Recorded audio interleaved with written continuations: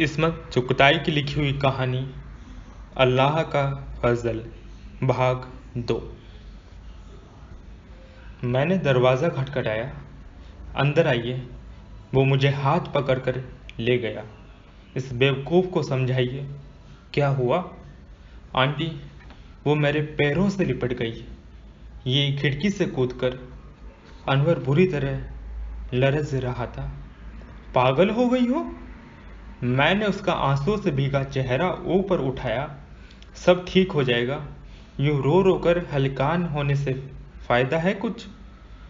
तलाक के बाद। हाय आंटी जी। अम्मी तलाक के नाम पर मुंह पीटे लेती हैं। कहती हैं सकिया खा लूँगी। अम्मी कमबख्त का तो कलेजा पिघल गया है। तुम खुद बालिग हो, तलाक ले सकती हो, और फिर ऐसे हालात में तो वो राज़ी हो जाएंगी। नहीं आंटी जी, वो नहीं मानेगी। हाय, मर जाऊं। मर जाओगी, मगर अपने हक के लिए ज़रा अपनी अम्मी से मुकाबला नहीं कर सकती। उनका रोना नहीं देखा जाता। कल उन्हें बड़े ज़ोर का दौरा पड़ा, दांत बिछ गए।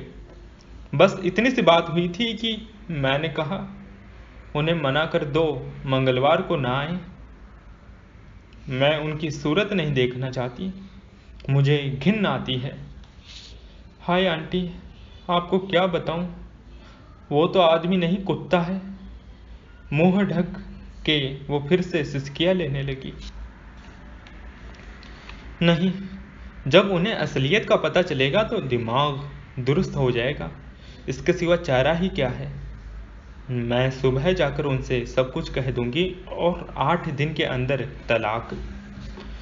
तलाक तो वो मर के भी न लेने देंगी। वैसे ही हर वक्त कहती हैं तू खानदान का नाम उछालेगी। तेरा क्या है, दूसरा खत्म कर, फिर तीसरा कर। मैंने उसे समझाया, यकीन दिलाया।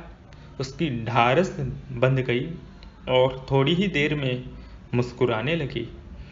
रोई रोई शक्ल, हंसी कुछ ऐसी प्यारी लग रही थी कि अनवर की नीली नीली आंखें उसके चेहरे पर झुक गईं। मैं उन दोनों को छोड़कर अपने कमरे में आ गई। सोने की कोशिश की, मगर नींद उड़ गई। अगर इमदाद मियाँ को पता चल गया तो गजब हो जाएगा। अनवर मिलिट्री में है, कमबख्त का कोर्ट मार्शल हो जाएगा। इमदाद की पहली बीवी तो उधार खाए बैठी हैं। सकीना बेगम और फरहत की धज्जियाँ उड़ा देंगी।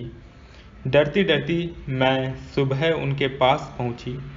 हमेशा की तरह वो फिक्रमंद बैठी थी। मैंने बड़ी इंसानियत से फरहत की बपता सुनाई। कसमें खाकर यकीन दिलाया कि अनवर दगा न देगा। वो तो उस पर जान छिड़कता है। मैं चोर सी गुमसुम रह गई। सकीना बेगम के कलेजे पर जैसे मशीन गन की बाहर चल गई। पागलों की तरह हंसी और फिर बच्चों की तरह रोने लगी। सूखे पत्ते की तरह उनका जिस्म कांपा और वो वहीं ढेर हो गई। मेरे हाथ पैर फूल गए। रज़िया कॉलेज जा चुकी थी। फरहत अपने कमरे में बैठी कांप रही थी। उन्होंने किसी को कोसा न पीटा, न मेरे मुंह पर थूका कि मेरे भाई ने उनका नसीब फोड़ दिया। आप इसी वक्त वकील के पास चलिए और फरहत को मैं अपनी बहन के पास दहली भेज देती हूँ। इमदाद पर हर तरह का दबाव डाला जाएगा, आप फिक्र न कीजिए। उनके चेहरे के ऊपर हवाइयाँ उड़ रही थीं, सर झुकाए बैठी रहीं। वकील, उन्होंने अहमकों की तरह कहा। हाँ, मगर इस वक्त मैं फिर आपको फ़ोन करूँगी। अल्लाह आपको खुश रखे। उन्होंने आंखें बंद कर ली। वापस आकर मैं फ़ोन के इंतज़ार में बदहवास रही। कहीं दोनों माँ बेटी जहर खाकर न सो रहे। सारी उम्र तोहमत छड़ जाएगी। मुझे क्या पता था कि हालात यूं पलटा खाएंगे। अनवर का अजीब हाल था। कहते हैं मर्द बेवफा होते हैं, औरत को मुसीबत में फंसाकर रफू चक्कर हो जाते हैं, मगर अनवर की तो जान निकली जा रही थी। शाम तक इंतज़ार किया मगर फ़ोन न आया। झक मारकर मैंने फ़ोन किया तो जवाब न मिला। जब बहुत ही बेचैन हो गया तो मैंने अनवर को भेजा। अनवर वापस लौटा तो सूरत देखकर मेरा दम निकल गया। क्या कहा? घर में कोई नहीं, ताला पड़ा है। गोरखे से पूछा, मालूम हुआ सब गए। कहाँ गए? कुछ पता नहीं। रात अंगारों पर कटी। अनवर पागलों की तरह दुनिया भर को फ़ोन करता रहा। इमदाद मियाँ की ससुराल को फ़ोन किया, पता चला कहीं गए हैं, कुछ मालूम नहीं, शायद दरसौदा के फ्लैट में होंगे। अनवर दीवानों की तरह दरसौदा भागा। मैंने बहुत रोका लेकिन उस पर भूत सवार था। वहाँ एक नौकर था, उसने कहा खार गए होंगे या चर्च गेट। एक अड्डा पीडर रोड पर भी था, वहाँ भी न मिले। 3-4 दिन गुजर गए, तब मालूम हुआ कहीं बाहर गए हैं, ऑफिस को पता होगा। मनहूस के 3-4 ऑफिस थे, कहीं न मालूम हो सका कि कहाँ मर गए। 6-7वें दिन एक लिफाफा मिला, मैला कुचैला फटा हुआ लिखा था, खुदा के वास्ते मुझे बचाओ, इस जहन्नुम से निकालो, मेरी जान पर ऐसा पहरा है कि सांस लेना मुश्किल है। फरहत। खत पढ़कर और सूली सवार हो गई।